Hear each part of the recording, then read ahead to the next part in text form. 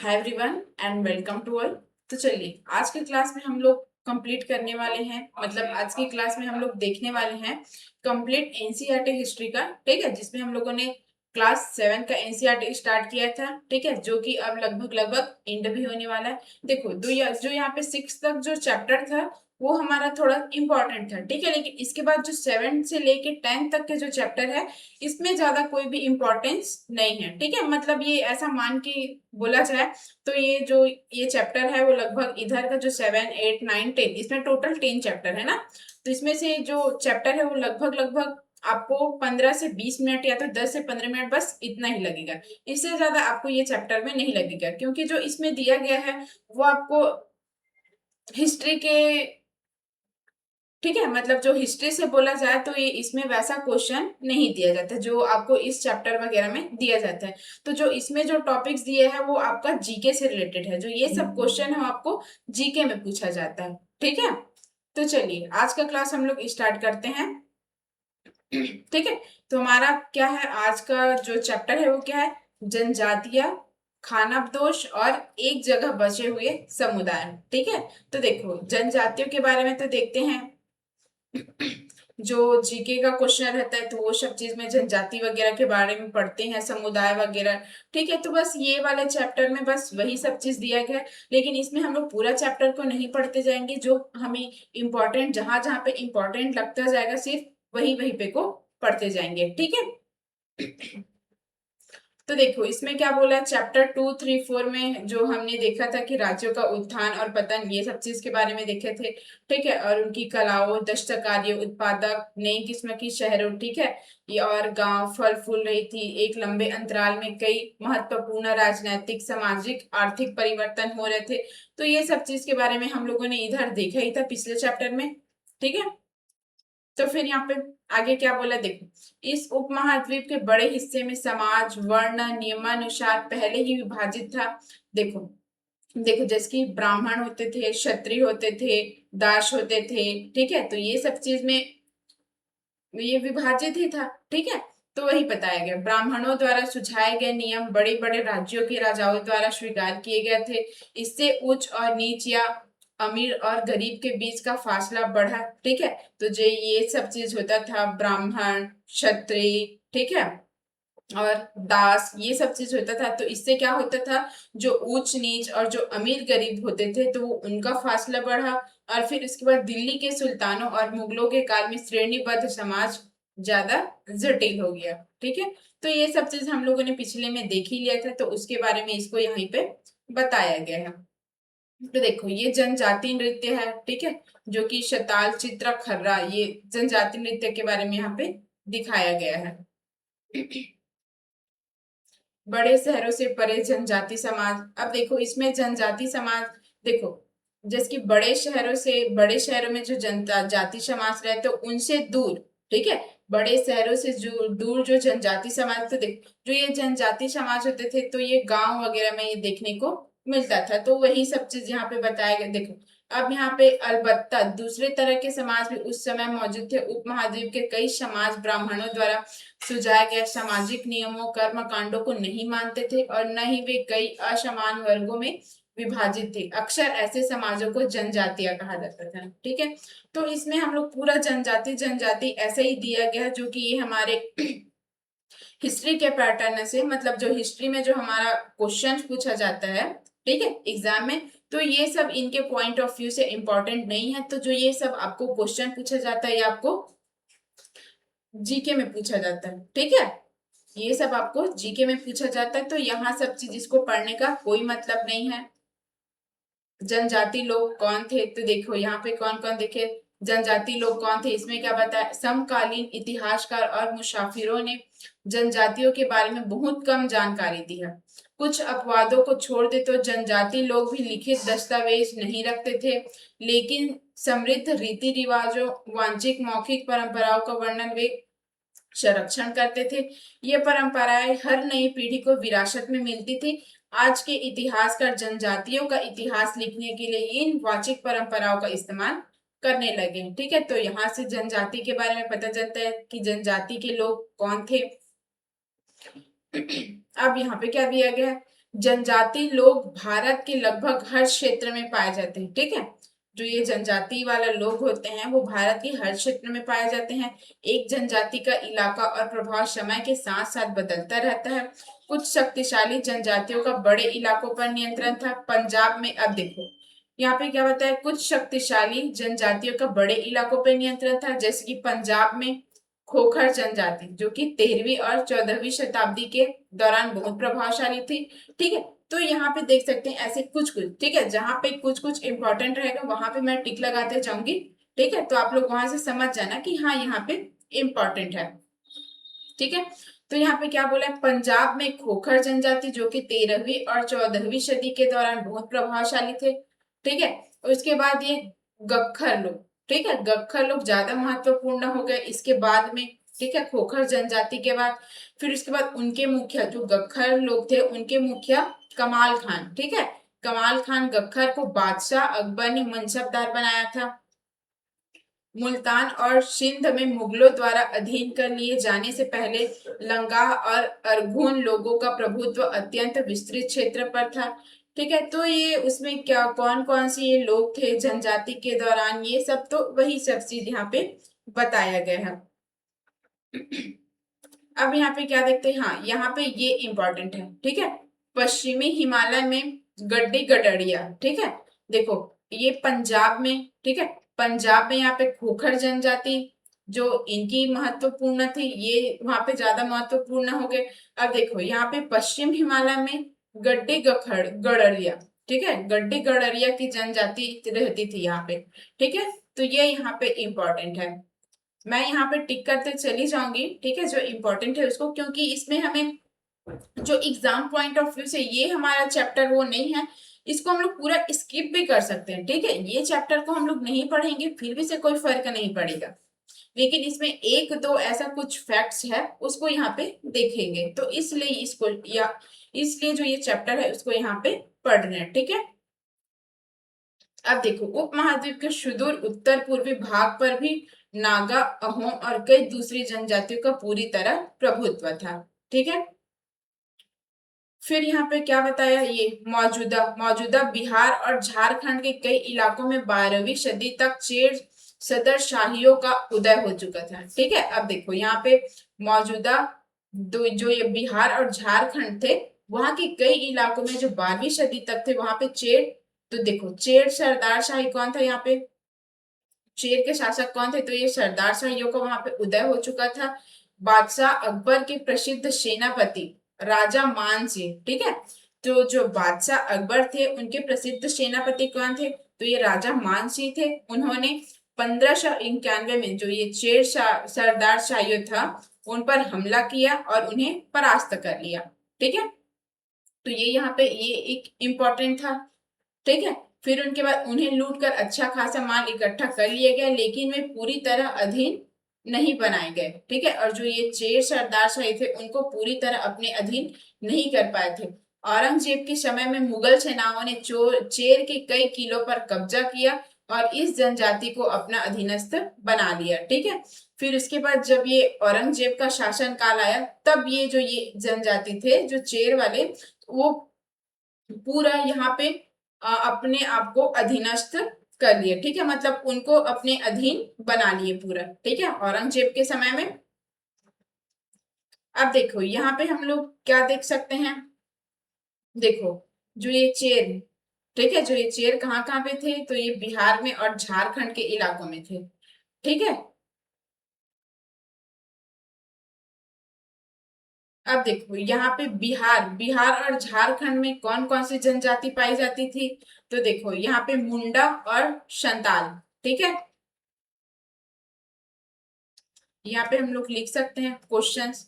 ठीक है, मुंडा और संताल जनजातियां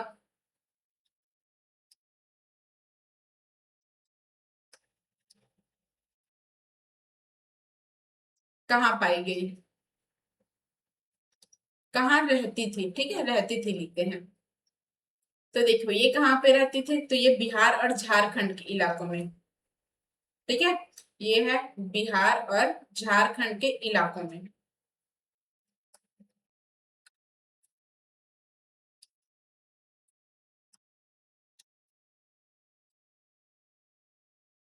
ठीक है।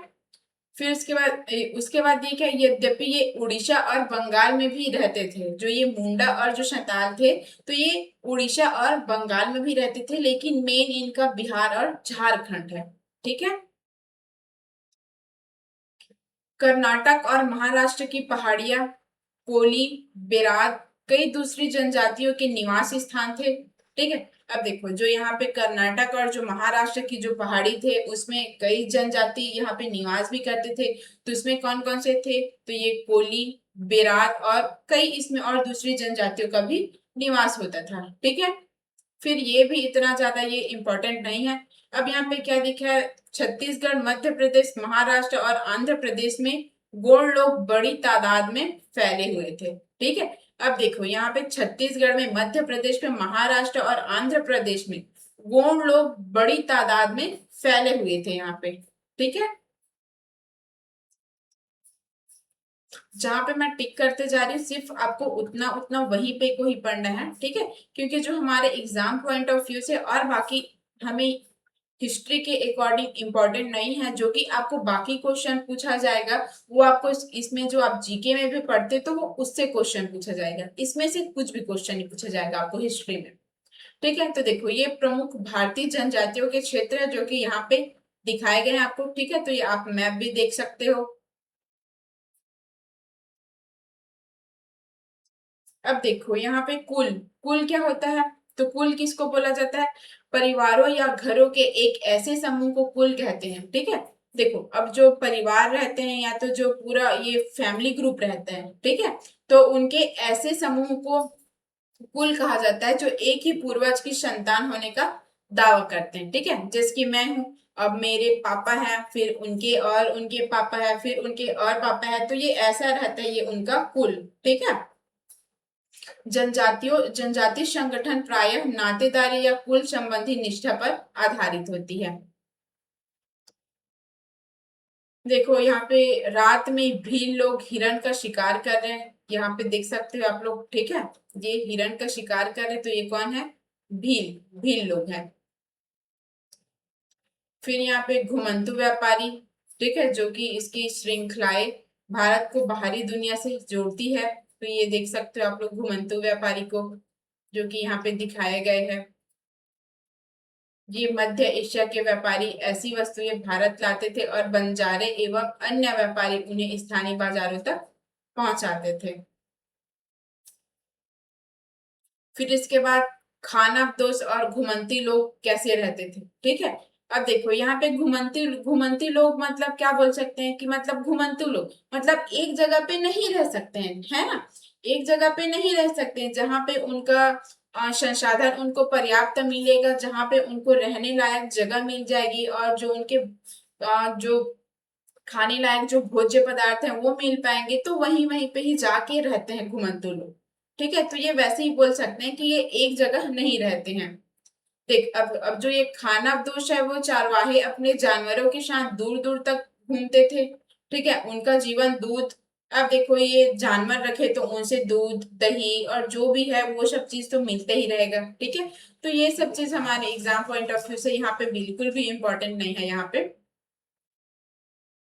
अब देखो, यहाँ पे एक इम्पोर्टेंट है। ठीक है। ये इस चैप्टर में पूरा इम्पोर्टेंट है, टांडा। टांडा, तो ये टांडा होता क्या था। ठीक है। अब देखो, ये टांडा क्या होता था, तो देखो, इसमें क्या बताया गया है, बंजारा लोग सबसे महत्वपूर्ण व्यापारिक खानाबदोश थे। ठीक है। देखो, अब देखो, जो ये बंजारे लोग हैं उसमें सबसे महत्वपूर्ण व्यापारी कौन से थे, ये खानाबदोश थे। ठीक है। उनका कारवां टांडा कहलाता था। मतलब इसमें क्या बोला जा सकता है, देखो, जो बंजारा लोग थे, ठीक है, बंजारा लोग तो एक महत्वपूर्ण व्यापारी खानाबदोश थे। ठीक है। फिर मतलब जो बंजारा लोग थे वो एक स्थान से दूसरे स्थान में, ठीक है, जो बंजारा लोग होते थे वो एक स्थान से दूसरे स्थान पर व्यापार करते थे, और जो उनके कारवां होते थे, ठीक है, जो उनके कारवां होते थे तो उनको ही टांडा बोला जाता था। यहाँ पे लिख लूं क्या।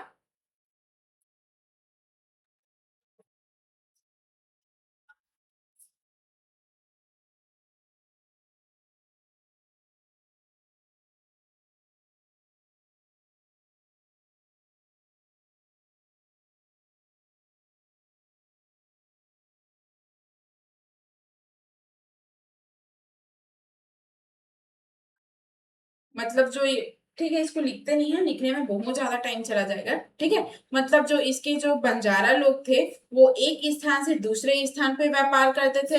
ठीक है, और जो उनके कारवां होते थे तो उनको टांडा बोला जाता था। अब ये कारवा, कारवा क्या होता है?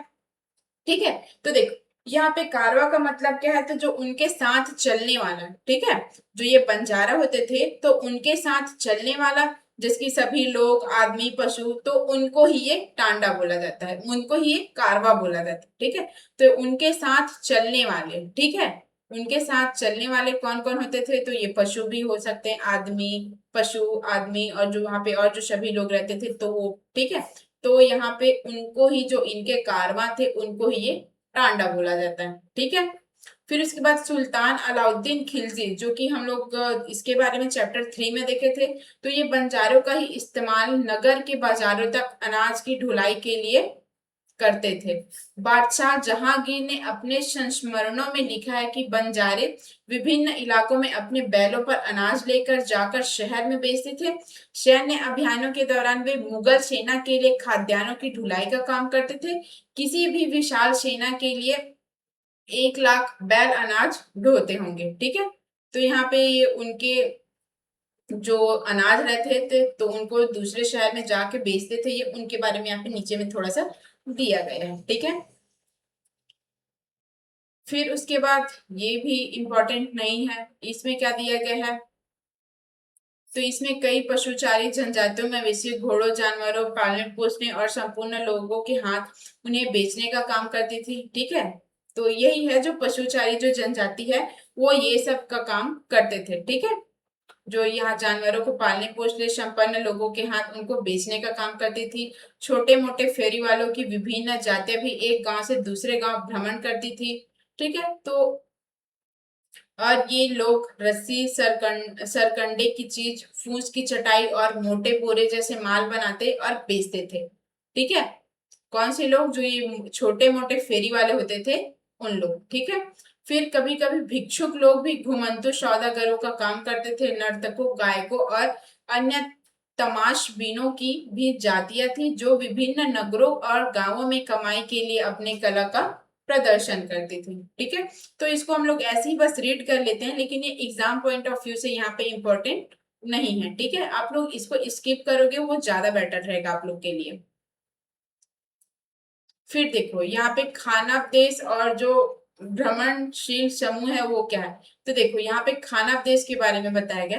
खानाबदेश घुमंतु लोग होते थे। ठीक है, जो खानाबदेश है वो कौन होते थे, तो वो घुमंतु लोग होते थे, जो उनमें से कई पशुचारी होते थे जो अपने रेवड़ और पशु वृंद के साथ एक चारागाह से दूसरे चारागाह घूमते थे।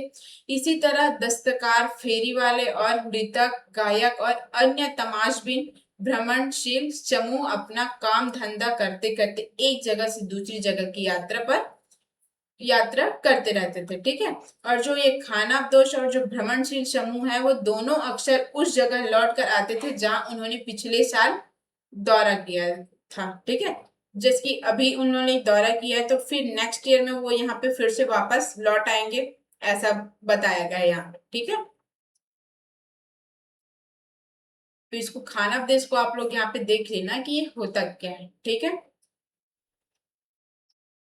फिर उसके बाद बंजारे, तो बंजारे क्या होते हैं, तो ये एक जगह से दूसरे जगह पे घूमते रहते हैं। ठीक है, जो यहाँ पे देखते हैं 17वीं शताब्दी के आरंभ में भारत आने वाले एक अंग्रेज व्यापारी पीटर मंडी ने बंजारों का वर्णन किया है। ठीक है, यहाँ पे बंजारों का वर्णन किसने किया है, तो ये अंग्रेज व्यापारी पीटर मंडी ने।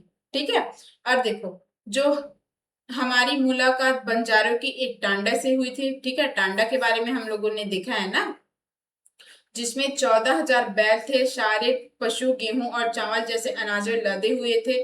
अब देखो ये पूरा जो ये इनके सामान है उनको ये लाने ले जाने बेचने ये सब का काम करते थे सौदागरों के साथ जाके। ठीक है, तो उनको बेचते थे, फिर उनसे जो पैसा मिलता था उनको ये लाते थे। ठीक है, तो ये सब चीज यहाँ पे बताया गया है। जो उनके पास गाय रहते थे, बैल रहते थे, तो उन पर अपने सामान को लाद के लेके जाते थे। ये सब चीज यहाँ पे बताया गया है। देखो अब ये कांस्य मगरमच्छ ये दिया गया। ठीक है, कांस्य मगरमच्छ कुटिया, जो कि कोंड जनजाति का है, ये उड़ीसा में है, ठीक है, उड़ीसा का है ये। अब देखो ये बदलता समाज, नई जातियों और श्रेणियां, ये भी हमारे एग्जाम पॉइंट ऑफ व्यू से इम्पोर्टेंट नहीं है बिल्कुल भी। ये सब चीज आपको ऐसी नॉर्मल छोटा सा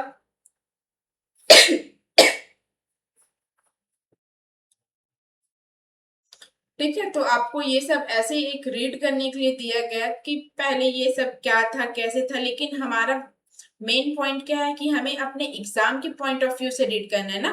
ठीक है, यही तो हमारा पर्पस रहता है ना, कि जज की हम लोग रीड करते हैं तो सबको पढ़ोगे ऐसा रहता है क्या, कि जो हमारे एग्जाम पॉइंट ऑफ व्यू से इम्पोर्टेंट है उसी को पढ़ना रहता है। ठीक है, तो जो हमारा एग्जाम पॉइंट ऑफ व्यू से इम्पोर्टेंट है उसी को तो पढ़ना, जो हमारा स्मार्ट स्टडी होता है ना। ठीक है, तो कभी भी आप लोग कभी भी पढ़ाई करो, जैसे भी करो, लेकिन स्मार्ट स्टडी करो, ठीक है।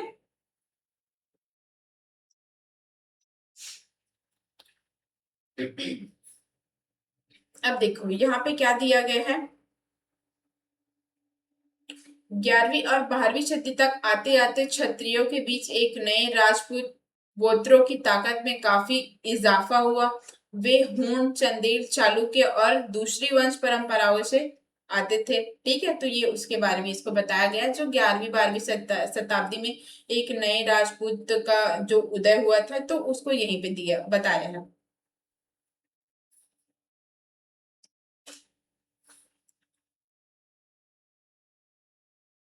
ठीक है, अब यहाँ पे क्या बताया है, ये भी इम्पोर्टेंट नहीं है यहाँ पे।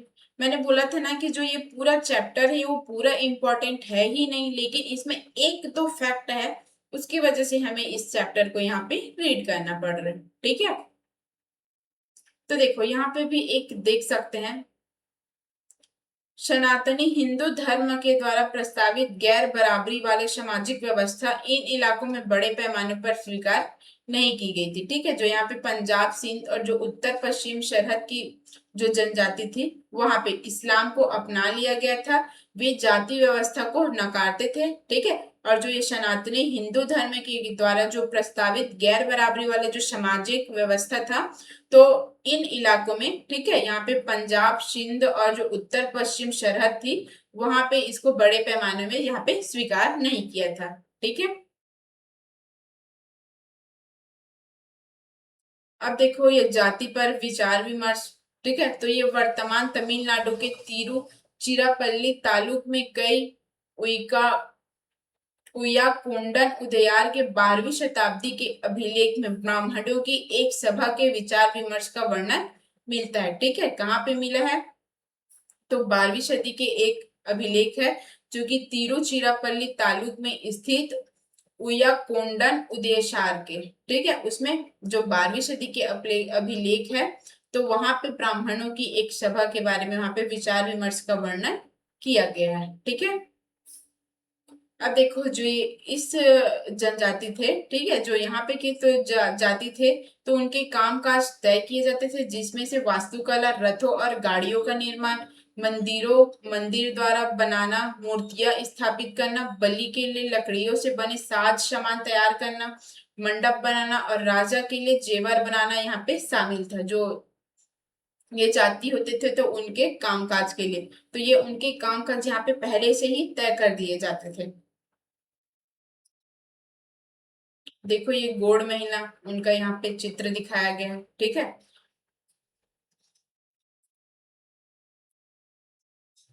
अब देखो यहाँ पे नजदीक से एक नजर, यहाँ पे गोड़, तो ये इसको हम लोग यहाँ पे देखते हैं। ठीक है, अब जो गोड़ रहते हैं, ठीक है, यहाँ पे गोड़ लोग गोड़वाना नामक विशाल वन प्रदेश में रहते थे। ठीक है, तो ये गोड़ लोग कहाँ पे रहते थे, गोड़वाना नामक एक विशाल वन प्रदेश में रहते थे। वे स्थानांतरित कृषि अर्थात जगह बदल बदल कर खेती करते थे। ठीक है, विशाल गोड़ जनजाति कई छोटे छोटे कुलों में भी बटी हुई थी। प्रत्येक कुल का अपना राजा या राय होता था। ठीक है, जो कुल कबीला ऐसा बोलते थे ना, तो उनका अपना खुद का ये राजा होता था। ठीक है, जिसको ये जो लोग होते हैं, ठीक है, जो ये जनजाति होता है, तो उन्हीं के द्वारा इसको चयनित किया जाता था। ठीक है, जो इनके राजा और जो इनके राय होते थे उनको, फिर जिस समय दिल्ली के सुल्तानों की ताकत घट रही थी, उसी समय कुछ बड़े गौड़ राज्य छोटे गोड़ सरदारों पर हावी होने लगे थे। अकबर के शासनकाल के एक इतिहास अकबरनामे में उल्लेखित है कि गढ़ कटंगा के गोड़ राज्य में 7,000 गांव थे। अब देखो यहाँ पे घोड़ों का जिक्र कहाँ पे मिलता है, ठीक है, ये आपका यहाँ से क्वेश्चन बन सकता है। ठीक है, घोड़ों का जिक्र कहाँ से मिलता है?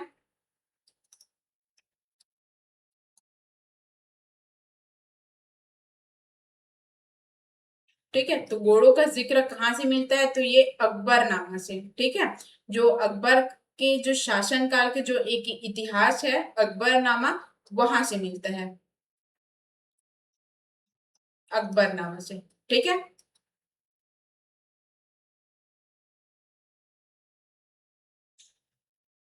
फिर यहाँ पे एक और क्वेश्चन देख सकते हैं।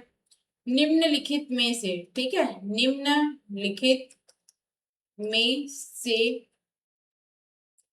किस स्थल में घोड़ों का राज्य था? ठीक है, घोड़ों का राज्य था, तो किस स्थल में था? तो ये गढ़ कटंगा, गढ़ कटंगा। ठीक है, ये उस स्थल का नाम है जहां पे घोड़ों का राज्य हुआ करता था। ये भी फिर इंपॉर्टेंट नहीं है यहाँ पे।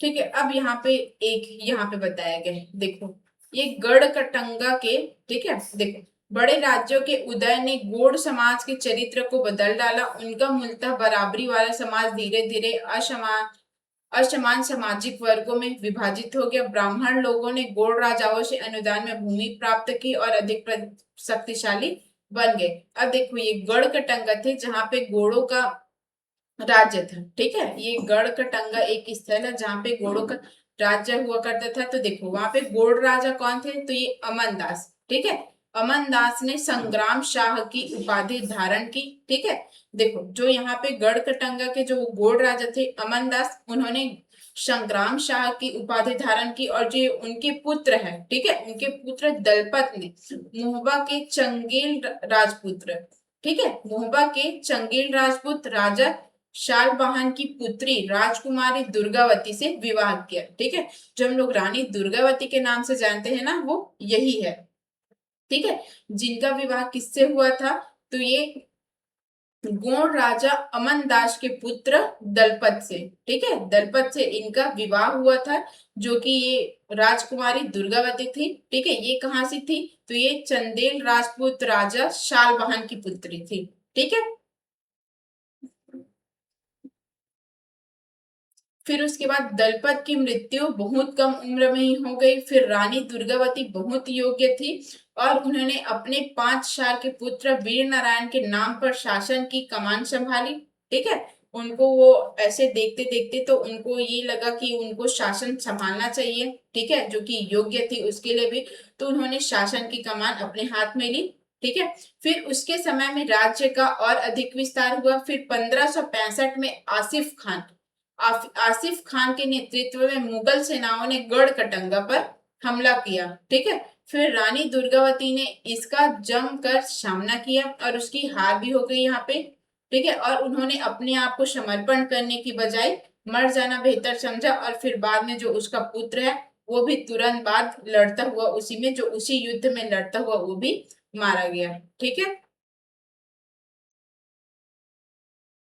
गढ़कटंगा एक समृद्ध राज्य था। इसने हाथियों को पकड़ने और दूसरे राज्यों का उसका निर्यात करने के व्यापार में खास धन कमाया। जब मुगलों ने घोड़ों को हराया तो उन्हें लूट में बेशकीमती सिक्के और हाथी बहुतायत में हथिया लिए। ठीक है, हथिया लिए ये सब चीज को, जो यहाँ से बेशकीमती जो सिक्के मिले और हाथी मिले, तो उसको ये अपने में मतलब समझ ले कि उसको हथिया लिए, मतलब अपने कब्जे में कर लिए।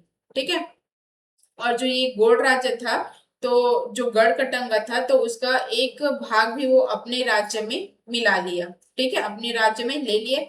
और शेष जो वीर नारायण के जो उसके चाचा थे, ठीक है, जो वीर नारायण के चाचा थे, मतलब जो दलपत के भाई थे, तो चंदर शाह को दे दिया गया।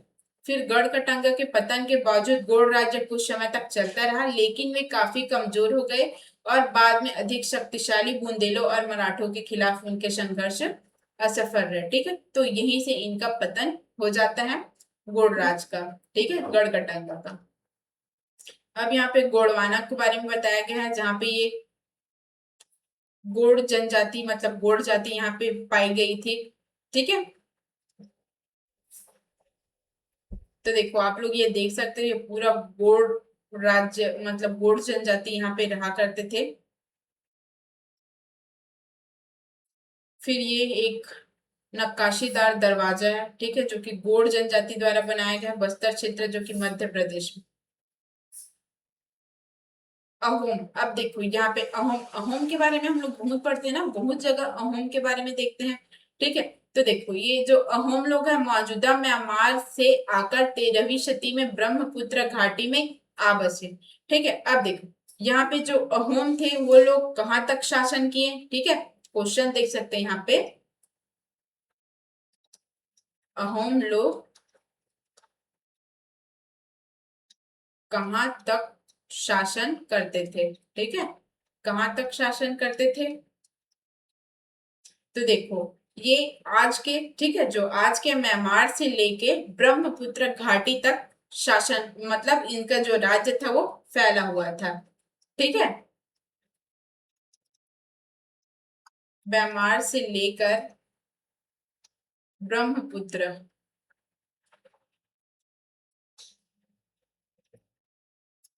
घाटी तक फैला हुआ था। ठीक है, ये यहाँ पे इंपॉर्टेंट क्वेश्चन बन गया। फिर देखो उन्होंने भूया मतलब भूस्वामी लोगों को पुरानी राजनीतिक व्यवस्था का दमन करके एक नए राज्य की स्थापना की। फिर 16वीं सदी के दौरान उन्होंने चुटियो, ठीक है, चुटियो जो कि 1523 और कोच कोच हाजा जो कि 1581 के राज्यों को अपने राज्य में मिला लिया। ठीक है, जो अहोम थे। फिर उन्होंने कई अन्य जनजातियों को भी अधीन कर लिए। अहोमों ने एक बड़ा राज्य बनाया और इसके लिए 1530 के दशक में ही इतने वर्ष पहले आग्नेय अस्त्रों का इस्तेमाल भी किया। ठीक है, देखो अब जो ये अहोम जनजाति थे उन्होंने ये आग्नेय अस्त्रों का भी इस्तेमाल किया और 1660 तक उन्होंने बारूद तोप का भी निर्माण करने में भी ये सक्षम हो गए। ठीक है, तो ऐसे छोटे छोटे जो जनजाति थी उनको अपने अधीन करते करते करते करते अहोम ने एक बड़ा राज्य बना लिया। ठीक है, फिर इसके बाद उन्होंने आग्नेय अस्त्रों का भी इस्तेमाल किया, फिर बाद में बारूद तोप का भी इन्होंने निर्माण किया जो कि उसमें सक्षम रहे। ठीक है, लेकिन अहोम लोगों को दक्षिण पश्चिम से कई आक्रमणों का सामना करना पड़ा। 1662 में मीर जुल्मा के नेतृत्व में मुगलों ने अहोम राज्य पर हमला किया। बहादुरी से सामना करने के बाद, ठीक है, अब देखो ये अहोम थी वहां पे ये शासन करती थी मीर जुल्मा। ठीक है, तो उनके नेतृत्व में मुगलों ने अहोम राज्य पर हमला किया। बहादुरी से सामना करने के बावजूद अहोम लोगों की पराजय होगी, लेकिन उस क्षेत्र पर मुगलों का प्रत्यक्ष नियंत्रण ज्यादा समय तक बना नहीं रह सका। ठीक है, फिर ये हमारा इंपॉर्टेंट नहीं है यहाँ पे।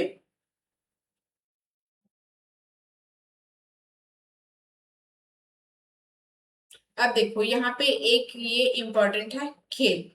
अब देखो अहोम समाज कुलों में विभाजित था जिन्हें खेल कहा जाता था। ठीक है, तो आपको देखो ये क्वेश्चन आपको ये पूछा जा सकता है, खेल किसे कहा जाता था,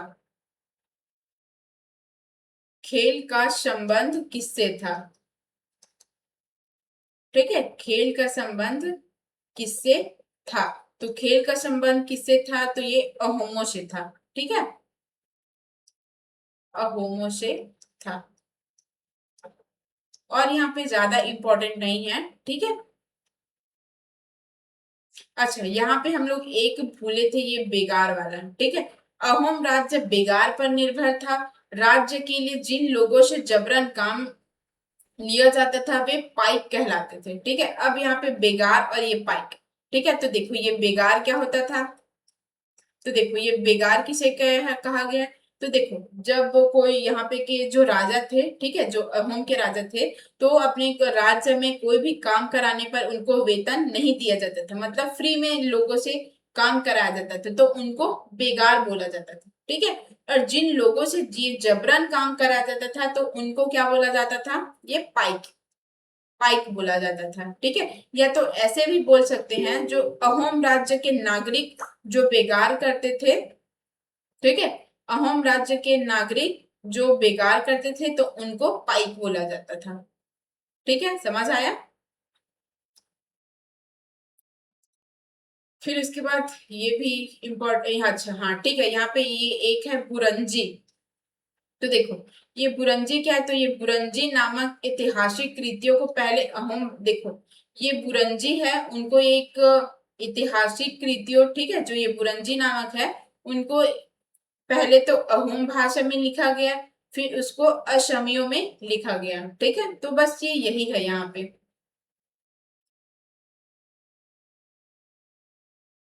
बुरंजी नामक एक ऐतिहासिक कृतिया, ठीक है, बुरंजी क्या है, तो एक ऐतिहासिक कृति है जिसको पहले अहोम भाषा में लिखा गया, फिर उसको असमिया में लिखा गया, ठीक है। तो बस ये यहीं पे ये इम्पोर्टेंट है यहाँ पे। ये पूर्वी भारत की जनजाति के बारे में यहाँ पे दिया गया है, ठीक है, जहाँ पे अहोमों का ये शासन था। ये कान के आभूषण कबोई जो कि नागा जनजाति का है, ये मणिपुर से मिला हुआ है। फिर ये निष्कर्ष, इसमें भी कोई इंपॉर्टेंट नहीं हमारे एग्जाम पॉइंट ऑफ व्यू से, ठीक है। अब देखो ये मंगोल के बारे में भी हम लोगों ने देखे थे कि इसका शासक कौन था, तो ये चंगेज खान था, ठीक है। तो ये सब चीज के बारे में हम लोगों ने यहाँ पे देख लिया है, ठीक है। तो आज का सेशन हम लोग यहीं पे एंड करते हैं। अगर आप लोग को इससे रिलेटेड कोई भी इंक्वायरी होगी तो नीचे व्हाट्सएप नंबर दिया गया डिस्क्रिप्शन बॉक्स में, आप उस पर इंक्वायरी कर सकते हैं। और जो इस क्लास का मतलब जो आज का सेशन है उसका पीडीएफ आपको टेलीग्राम चैनल में अपलोड कर दिया जाएगा, तो आप लोग वहां से इसका पीडीएफ भी ले सकते हैं, ठीक है। अगर आपको सेशन अच्छा लगा होगा तो लाइक कीजिए, कमेंट कीजिए और अपने दोस्तों को भी शेयर कीजिए, ठीक है। ऐसे में उनको भी तो पता चलना चाहिए ना कि हाँ हम लोग इनसे पढ़ते हैं, ऐसा टाइप का, ठीक है। तो शेयर जरूर कीजिए। तो थैंक यू सो मच, मिलते हैं नेक्स्ट क्लास में, तब तक के लिए वेल डन।